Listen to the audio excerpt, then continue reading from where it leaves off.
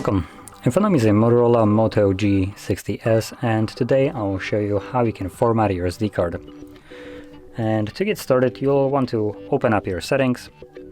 From here, navigate to storage right over here, and then select your SD card. Gonna choose files right here, and from here you want to select those three dots, navigate to storage settings, where you will see format option.